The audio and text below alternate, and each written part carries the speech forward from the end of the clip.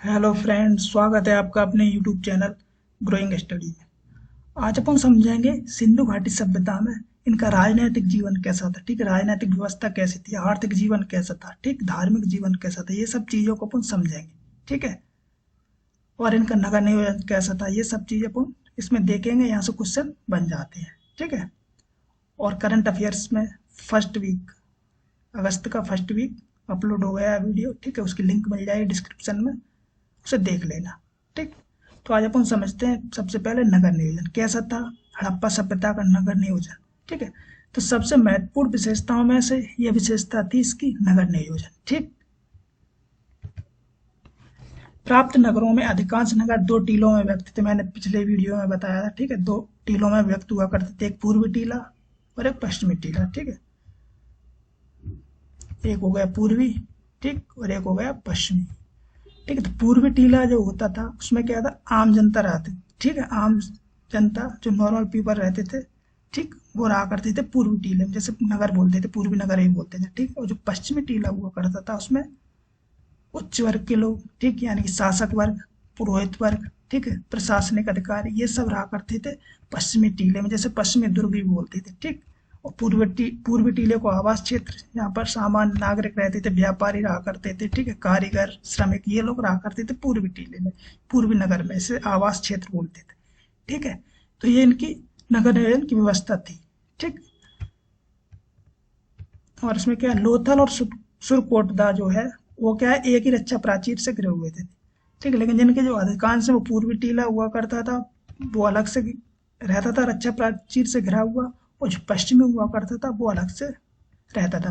ठीक है, लेकिन लोथल और सुरकोटदा का है जो एक ही रक्षा प्राचीर से घिरे हुए। ठीक है, ऐसे ये दोनों नगर हैं, ये हो गया पश्चिमी टीला और ये हो गया पूर्वी नगर। ठीक, तो ये क्या है, लोथल में और सुरकोटदा में वो एक ही रक्षा प्राचीर से घिरे हुए हैं। ठीक है, तो एक तो शहर ऐसे हैं जो मिलेंगे उनको, लेकिन अधिकांश क्या है, दो टीलों में और अलग अलग उन्हें सेपरेट उनको रक्षा प्राचीर से घेरा गया है। ठीक है, आगे देखो, आगे क्या है, यहाँ की सड़कें। सड़कें गलियां एक निर्धारित योजना के अनुसार निर्मित हुआ करती थी।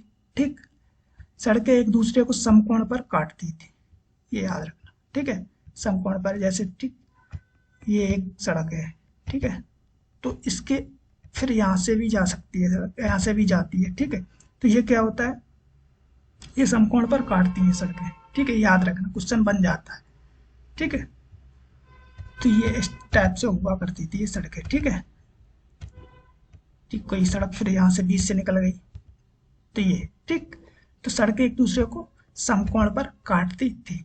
ठीक, और मैंने पिछले वीडियो में बताया था कि इनके जो निर्माण है, जैसे घर बनाते थे तो घर बनाने से पहले नालियां और सड़कों का निर्माण कर देते थे, उसके बाद घर का निर्माण किया जाता था। ठीक है, सिंधु घाटी सभ्यता में। ठीक, तो याद रखना, नालियां, जल निकास प्रणाली सिंधु सभ्यता की एक अद्वितीय विशेषता थी। ठीक, एक अद्वितीय और अद्भुत विशेषता थी जो हमें अन्य किसी भी समकालीन सभ्यता से प्राप्त नहीं होती है। उस टाइम पर मेसोपोटामिया की थी, ठीक है, चीन की सभ्यता थी, ठीक, मिस्र की सभ्यता थी, उन सभी में ऐसी नालियां नहीं मिलती। ठीक है, याद रखना, ये सिंधु घाटी सभ्यता की बहुत इंपॉर्टेंट इनकी विशेषता है। ठीक, नालियों, ईंटों तथा पत्थरों से ढकी हुआ करती थी। ठीक है, जैसे आज अपन देखते हैं, ठीक, नालियां होती हैं, बीच में लगा रहता है ढक्कन टाइप का। ठीक है, तो ये क्या उस टाइम पर भी होता है, पत्थर और ईंटों से उस एरिया को, एक होल को ढका रहता था, जहाँ से कि कचरा वगैरह निकालने का काम किया जाता था। ठीक है, जैसे कचरा का इकट्ठा हो जाता है तो उसको यहाँ से ढक्कन हटा दिया जाता था, ये पत्थर का और ईंटों को, उसे हटाकर फिर वहां से कचरा और गंदगी निकाली जाती थी। ठीक है, ये सिंधु घाटी सभ्यता में हुआ करता था, आज से लगा 5000 साल पहले। ठीक है, जो आज भी इतना व्यवस्थित तरीके से नहीं है। ठीक, तो ये सब चीजें हैं उस टाइम पर। ठीक, और जो 2022 में पिछली साल पाकिस्तान में बाढ़ आई थी। ठीक है, तो जो मोहनजोदड़ो है, ठीक, वहां पर आज भी वो नालियों की व्यवस्था है कि जो वहां पर इतनी बाढ़ आई थी पाकिस्तान में, पानी जो निकालने की व्यवस्था थी लोगों के द्वारा नहीं निकाला गया था मोहनजोदड़ो में, आज भी वो नाली है, उसी नालियों के जरिए से 24 घंटे के अंदर से आराम से पानी वहां से निकल गया था। बाकी अन्य शहरों में पानी भरा हुआ था। ठीक, तो आज भी वो नालियां इतनी व्यवस्थित तरीके से हैं। ठीक है, इतना पानी बरसा था 2022 में, देखना, ठीक है, न्यूज़ में बहुत काफ़ी में था पाकिस्तान में, ठीक है। तो मोहनजोदड़ो की जो नालियाँ थी उस टाइम पर, वो पानी 24 घंटे होने से पहले ही उतना सारा पानी था वो निकल गया था उन्हीं नलियों के द्वारा, जो उन्हीं नालियाँ जो अभी भी बनी हुई हैं सिंधु घाटी सभ्यता की, वो, ठीक है। ठीक, और ये क्या, नालियाँ ईंटों पत्थरों से ढकी रहती थी। घरों से जल निकास मोरियों द्वारा होता था, जो मुख्य नालियों में गिरती थी, ठीक, मोरी एक तरीके से पाइप टाइप का बना दिया जाता था ऐसा, ठीक है। ठीक, तो यहाँ से पानी होता हुआ जो मुख्य नली होती थी उसमें, नालियाँ होती थी उसमें जाके गिरता था, ठीक है। ये यहाँ की व्यवस्था थी। ईंटें, अधिकांश नगरों में पकी हुई ईंटों का उपयोग किया जाता है, ठीक है। तो जो यहाँ सिंधु घाटी सभ्यता के अधिकांश जो नगर थे उसमें पक्की हुई ईंटों का प्रयोग किया गया है। कुछ शहर है जैसे कालीबंगा वगैरह है तो उसमें क्या कच्ची ईंटों का भी प्रयोग किया गया है, ठीक है। और एक निश्चित अनुपात में बनी हुई होती थी ये ईंटें, अधिकांश आयताकार हुआ करती थी, ठीक है, जो आज भी होती हैं, ठीक ऐसे, ठीक है। और इनका अनुपात लगभग 4:2:1 होता था, ठीक। तो ये इनकी ईंटों की विशेषता भी थी, एक व्यवस्थित तरीके से बनाई गई थी, ठीक है। भवन देखो, भवन 3 श्रेणियों में विभाजित थे, आवासीय भवन, विशाल भवन और सार्वजनिक स्नानागार और अन्नागार, ठीक है। आवासीय भवन रहने वाले, ठीक है, विशाल भवन हुआ करते थे, और सार्वजनिक स्नानागार हुआ करते थे, जैसे अपन स्विमिंग पूल बोल सकते हैं इंग्लिश में, ठीक। अन्नागार होते हैं, ये 3 तरह के भवन हुआ करते थे, ठीक है। और अधिकांश भवन हुआ करते थे 2 मंजिली, अधिकांश, ठीक है। कुछ तो मिलेंगे 1 मंजिली भी मिल जाएंगे, ठीक है, लेकिन अधिकांश जो हुआ करते थे वो 2 मंजिल हुआ करते थे भवन, ठीक है। घरों के दरवाजे मुख्य सड़क की ओर न खुलकर पीछे की ओर खुलते थे, ठीक। तो इसके कई कारण हो सकते हैं क्यों ऐसा किया करते थे, ठीक है, क्यों मुख्य सड़क की ओर ना खुलते, पीछे की ओर खुला करते थे, इससे सुरक्षा को लेकर ऐसा किया करते थे वो, ठीक है। या फिर जैसे धूल वगैरह है, गंदी वगैरह है, वो सीधा ना आए खिड़की के जरिए, गेट के जरिए, वो सब चीजें ऐसा सोचकर उन्होंने किया था कि तो जो उनके घर के दरवाजे थे मुख्य सड़क की ओर ना खुलकर पीछे की ओर खुला करते थे, ठीक है, याद रखना। आगे देखो इनका सामाजिक जीवन, ठीक। तो नगर नियोजन अपन ने समझ लिया, ठीक, इतना सा है। यहाँ से अगर क्वेश्चन बनेंगे तो यहीं से बन जाएगा, ठीक है। ऐसे पूछ लिया जाए लोथल और सुरकोटदा एक ही रच्चा प्राची से गिरे हैं तो ऐसे कौन से शहर है, ठीक। और मैंने धोलावीरा बताया था, धोलावीरा जब पढ़ाया था पिछली वीडियो में तो उसमें बताया कि 3 भागों में डिवाइड है, मुख्यतः 2 भागों में थे, एक पूर्वी टीला पश्चिमी टीला। तो मैंने उसमें बताया था एक पूर्वी था, एक मध्य था, पश्चिमी था, ठीक है। धोलावीरा में मैंने वो अच्छे से समझा दिया था, ठीक है। तो याद रखना ये सब चीजें, ठीक। ईंटें किस प्रकार की पाई जाती, तो आयताकार की, याद रखना, ठीक। भवन वगैरह ये सब चीजें, ठीक है। 2 मंजिली, अधिकांशतः भवन 2 मंजिली हुआ करते थे। सामाजिक जीवन कैसा हुआ करता था इनका, देखो। समाज की इकाई परंपरागत तौर पर परिवार थी, ठीक है, परिवार के रूप में रहा करते थे ये लोग, ठीक है। मातृ देवी की पूजा तथा मोहरों पर अंकित चित्र से यह पता चलता है कि हड़प्पा समाज संभवतः मातृ सत्तात्मक था, ठीक है। मातृ देवी की पूजा के साक्ष्य मिले हैं, मोहरों पर अंकित है, ठीक है। और वो गर्भ से निकलता हुआ पौधा जिसे उर्वरा की देवी माना गया, ठीक है। तो इन सब चीजों को ध्यान में रखते हुए हड़प्पा समाज को संभवतः मातृ सत्तात्मक माना गया है, ठीक है। ये सब चीजें आगे देखो। समाज में विद्वान, पुरोहित, योद्धा, व्यापारी, श्रमिक वर्ग मौजूद हुआ करते थे, इनकी मौजूदगी थी, ठीक है। आवासों की संरचना समाज की आर्थिक विषमता को दर्शाती है। आवासों की संरचना से स्पष्ट हो जाता है कि समाज की आर्थिक विषमता अलग है, मतलब अलग अलग लोग रहा करते हैं। जैसे आवास मतलब मैंने बताया पूर्वी टीला, उसमें आम नागरिक रहा करते थे, ठीक है, श्रमिक लोग रहा करते थे, और पश्चिमी टीला में उच्च वर्ग के लोग, शासक वर्ग, ये लोग रहा करते थे, ठीक है। तो वो आर्थिक स्थिति के अनुसार उनकी विषमता को दर्शाती है कि इनके पास ये लोग कम पैसा वाले थे, ये सब चीजें, तो उनके रहने की व्यवस्था अलग तरीके से थी, ये सब चीजें हैं। तो आवासों की जो संरचना थी वो समाज की आर्थिक विषमता को दर्शाती थी, ठीक है। साज सज्जा पर विशेष ध्यान दिया जाता है, स्त्री एवं पुरुष दोनों आभूषणों को धारण करते थे, ठीक है। सूती व ऊनी दोनों प्रकार के वस्त्र के साक्ष्य मिले हैं, याद रखना, ये क्वेश्चन बन जाता है। तो सूती के साथ साथ ऊनी दोनों प्रकार के वस्त्रों के यूज किया करते थे, प्रयोग किया करते थे, ठीक है, उपयोग किया करते थे, ठीक है।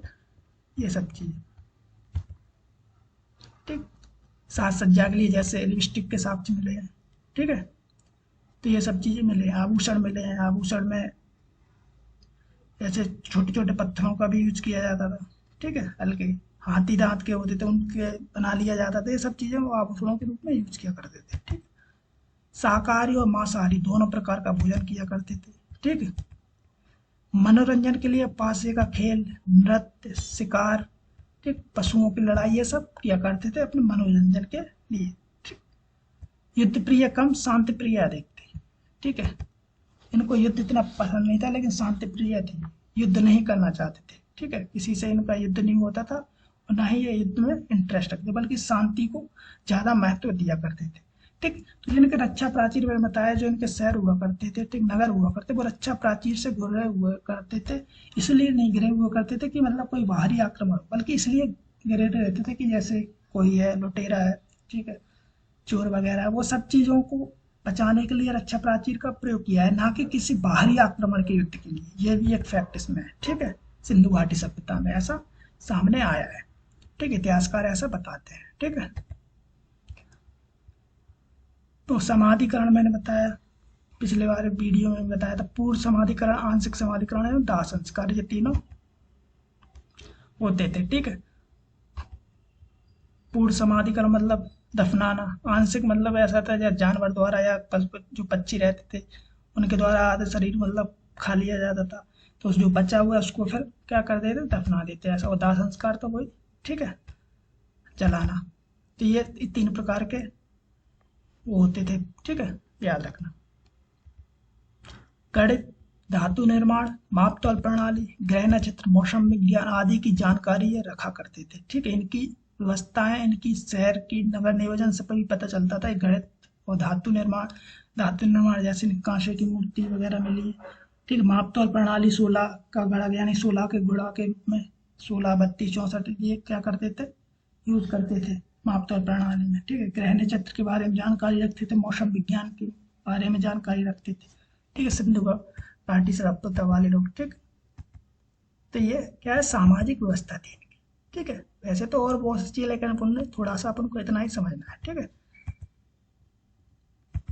राजनीतिक व्यवस्था क्या थी इनकी, देखो। इसकी व्यापकता एवं विकास को देखने से ऐसा लगता है कि यह सभ्यता किसी केंद्रीय शक्ति से संचालित होती रही होगी, ठीक है। इनका जो इतना बड़ा एरिया था, तो इतिहासकारों का मानना है कि इनका जो इतना बड़ा एरिया है और विकास को देखते हुए ऐसा लगता है कि इनकी जो सत्ता थी वो केंद्रीय शक्ति के द्वारा, किसी एक व्यक्ति के द्वारा चलाई जा रही है, ठीक है। ऐसा भी हो सकता था, ठीक है। लेकिन कई इतिहासकार मानते हैं कि अलग अलग जगह के अलग अलग शासक हुआ करते थे, ठीक। ऐसा भी, और ऐसा ही माना जाता है सामंतवाद होते थे, ठीक, अलग अलग उनको एरिया दे दिया जाता था। ऐसा भी हो सकता है कि एक प्रमुख शक्ति हुआ करती होगी वो सामंतवाद की ही तरह है। सामंतवाद तो नहीं, क्योंकि सामंतवाद तो बाद में आया, बहुत बाद में आया, ठीक है, गुप्त काल में जाके। लेकिन ऐसा माना जाता है कि एक प्रमुख शक्ति हुआ करती थी, उसके तरीके से डिवाइड कर रखा हो एरिया को, तो उसमें एक व्यक्ति को नियुक्त कर रखा हो, तो ये सब चीजें ऐसा माना जाता है, ठीक।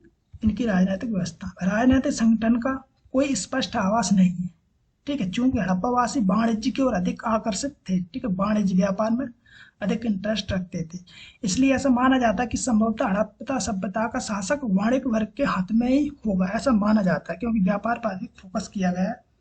तो ऐसा माना जाता था कि जो उसका शासक होगा व्यापारी या वाणिक वर्ग का के ही हाथों में होगा, ठीक है।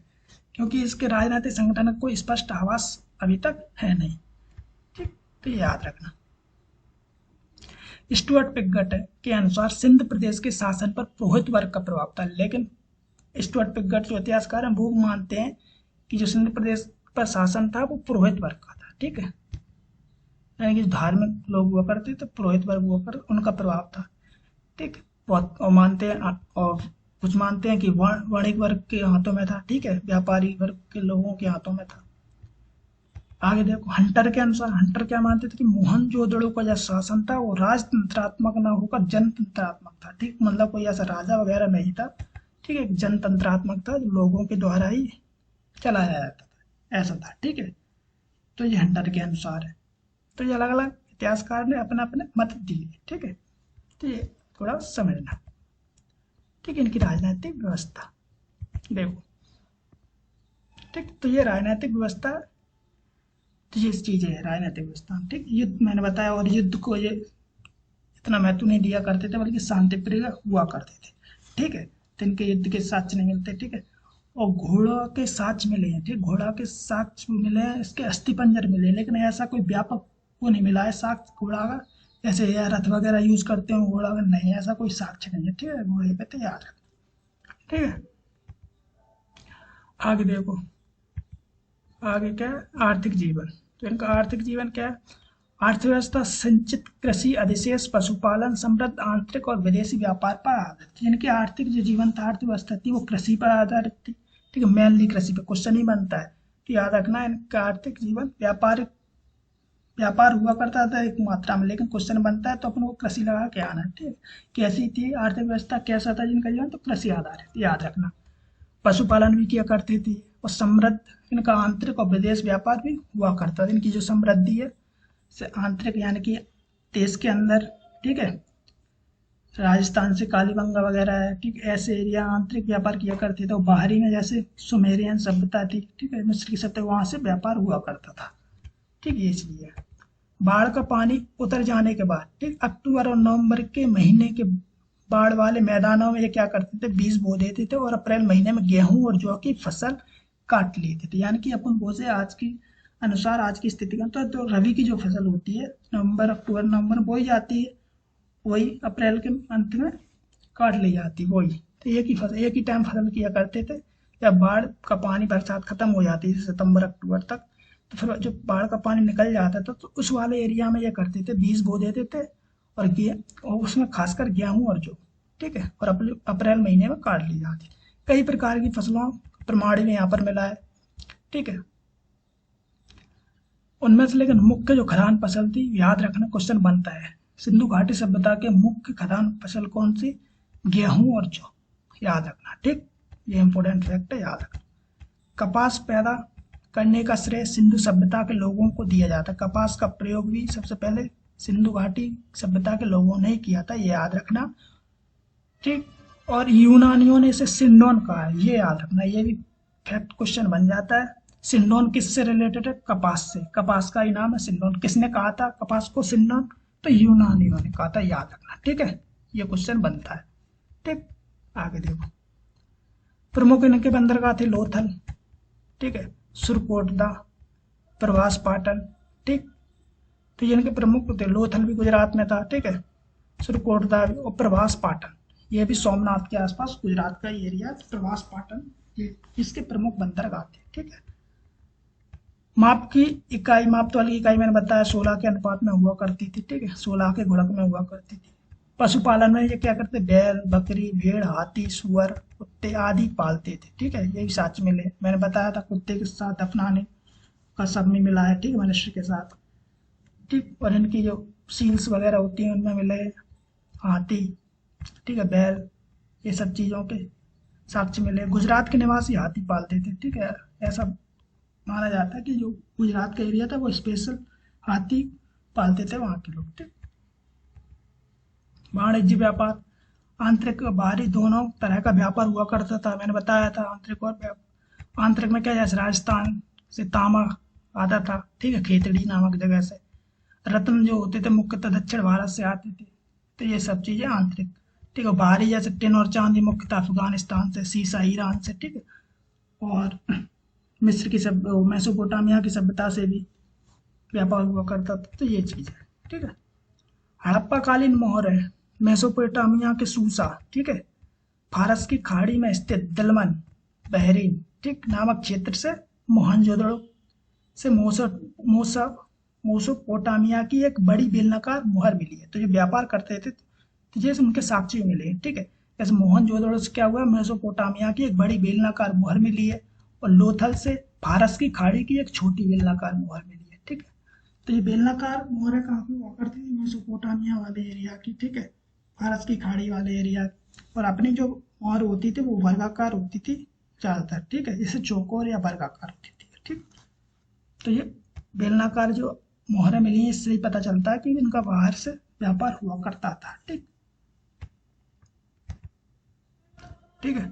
और जैसे इनकी जो सुमेरियन लेख हैं उनके वहाँ पर लेखों में ज्ञात होता है कि जो उनके नगरों के व्यापारी थे वो बेलुआ के व्यापारियों के साथ क्या करते थे, वस्तु विनिमय करते थे, यानी व्यापार करते थे, वस्तु के बदले वस्तु में व्यापार करते थे। तो मेलुआ शब्द जो आया है वो मेलुआ सिंधु घाटी सभ्यता के लोगों के लिए याद रखना, मैंने इसमें लिखा नहीं लेकिन याद रखना इंपोर्टेंट फैक्ट है। मेलुआ मेलुआ किससे संबंधित है, सिंधु घाटी सभ्यता के से संबंधित है। कौन यूज करता था, सुमेरियन लेख यानी कि मेसोपोटामिया वगैरह, तो मेलुआ शब्द का प्रयोग करते थे। ठीक है, याद रखना। ठीक है, मेलुआ। ठीक,